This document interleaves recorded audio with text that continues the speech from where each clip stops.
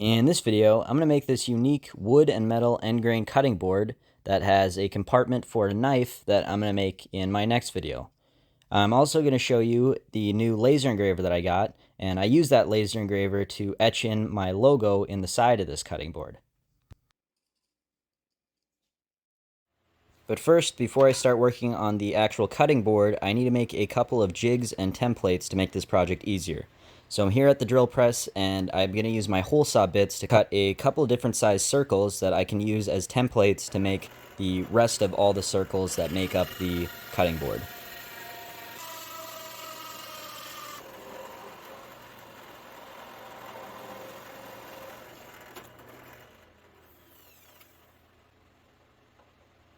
And now I'm going to bring those circles over to my disc sander, which I'm going to turn into a sort of flush trim jig that will follow the edges of each of these hole saw cutouts.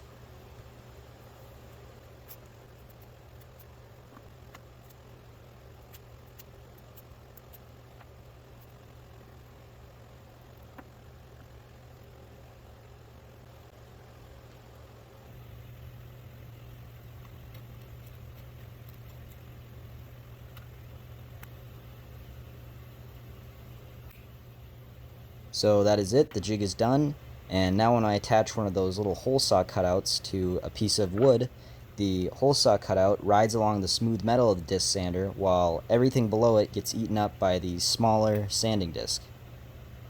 Oh, and also there's a slight height difference between the sanding disc and the metal plate behind it, so to make up for that difference of the sanding disc thickness, I just wrapped the template in a little bit of tape.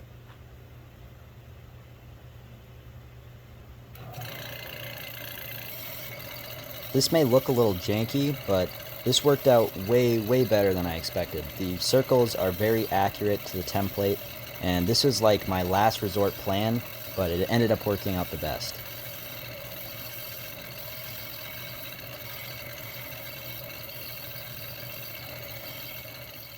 And now to make about 1,000 more of these little discs, I have all these live edge branches that have been drying in my shop for about 2 years, and as you can tell they are not straight, so I'm going to hot glue them to some scrap wood so that I can safely cut them into some blanks at the miter saw.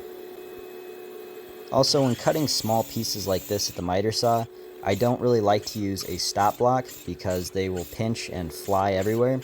So I'm not just eyeballing these, I have a little pencil mark that I drew on my miter saw that I'm following.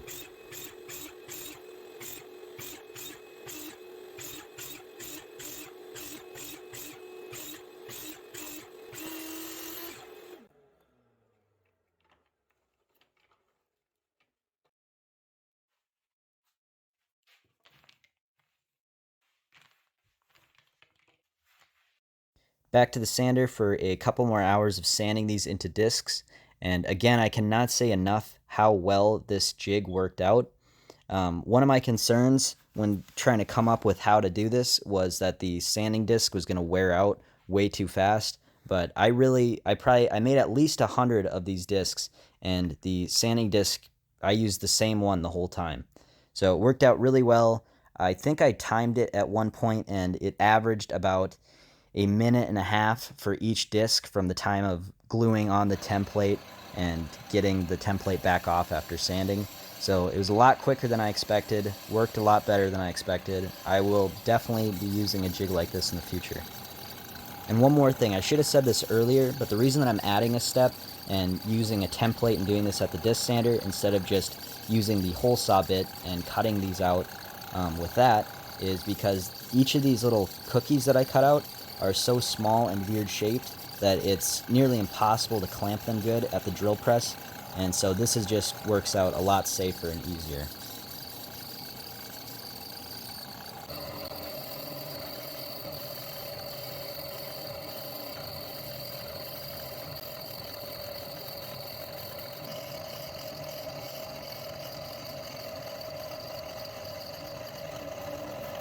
And now for the metal aspect of this cutting board, I'm obviously not going to use real metal because real metal would dull your kitchen knives pretty quickly, but instead I'm going to be using some 3D printed hole saw kerf rings that you maybe saw me make a few videos ago. I'll put a card up if you want to watch that video, but I'm using some rose gold filament that I recently got, And I already checked online. It says that PLA filament is food safe as long as it's not heated to a very high temperature. So I guess this will just have to be a hand washed cutting board. And you're probably thinking that these are pretty thin pieces of wood here, so I have some plywood to thicken up this cutting board. And also with end grain cutting boards, they tend to warp a lot, so this plywood will give it some structure. So to start out, I'm just going to fill in as much of the space as possible with hole pieces, and then I'm going to come back with my hole saw bits and clear out and fill all the gaps.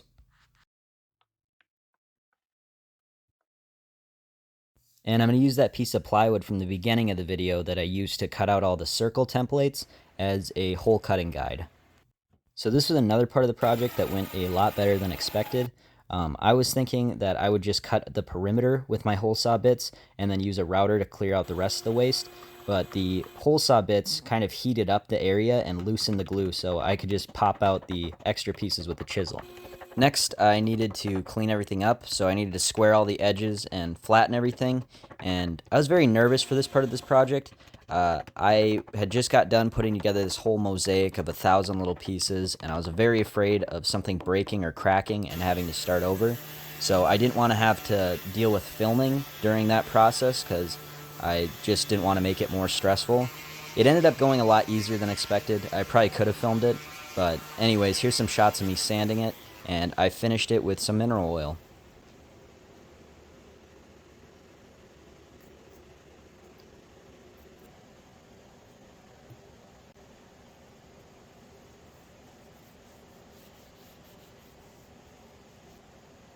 I don't want people to be able to see the plywood underneath, so I'm going to build a frame to go around this cutting board, and to contrast the lighter wood, I'm going to use some walnut to build the frame.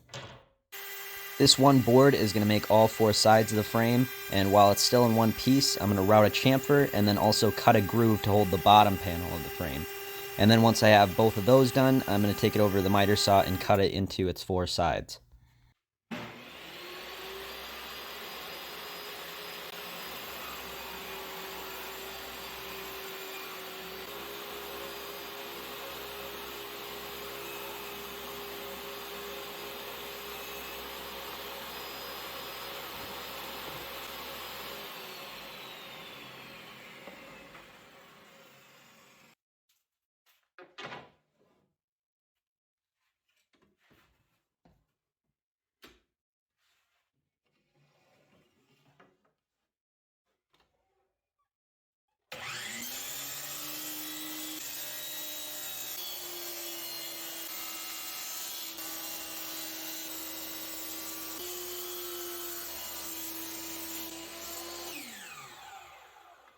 At this point, I thought the frame looked a little bulky, so I'm just going to remove some material off the bottom and hopefully make it look a little better.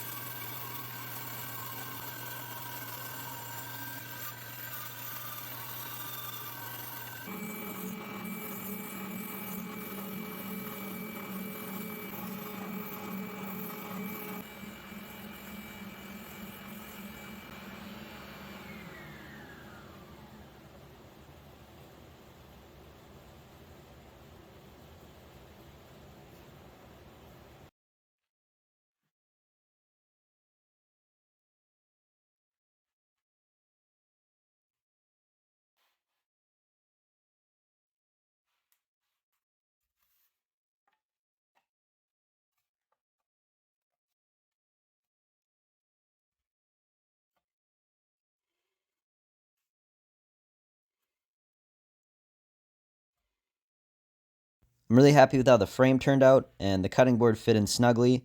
I didn't end up gluing in the cutting board because I thought it'd be nice if I could pop it in and out if I ever need to clean it.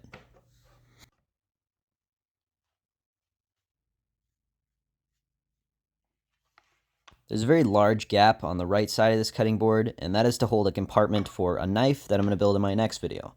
But to build that compartment, I'm going to use some of those hinges that I made in my last video.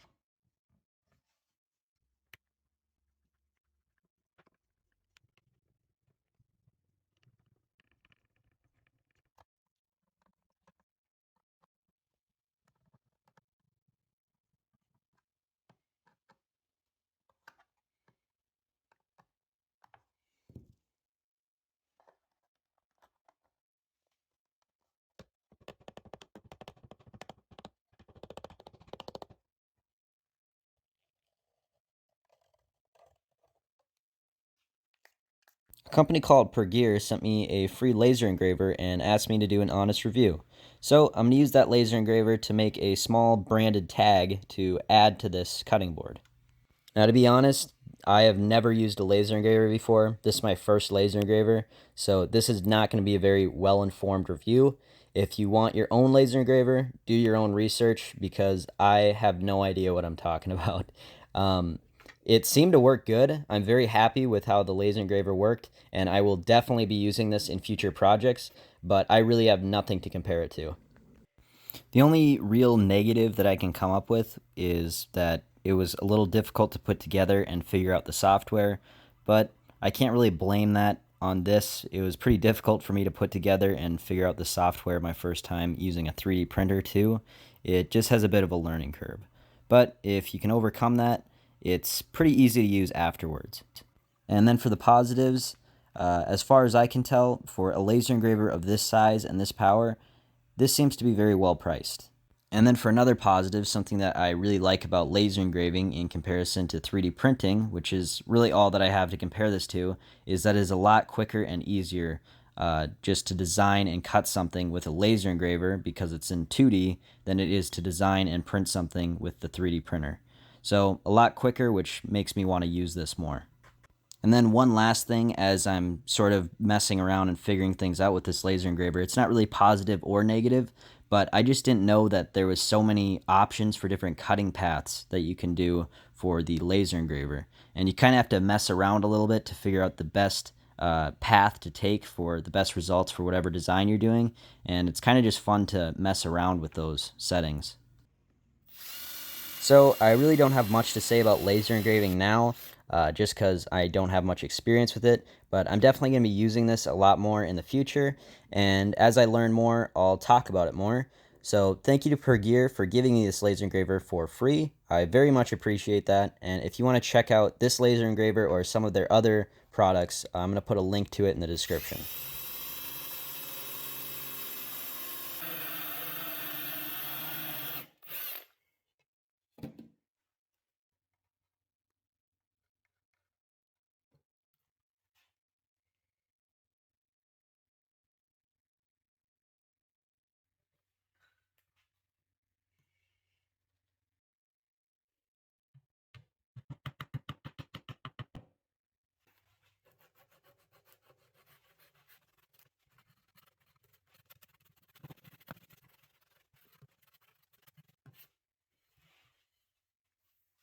I finished the cutting board surface with mineral oil, but since this frame isn't really going to be touching the food, I'm going to spray it down with some polyurethane.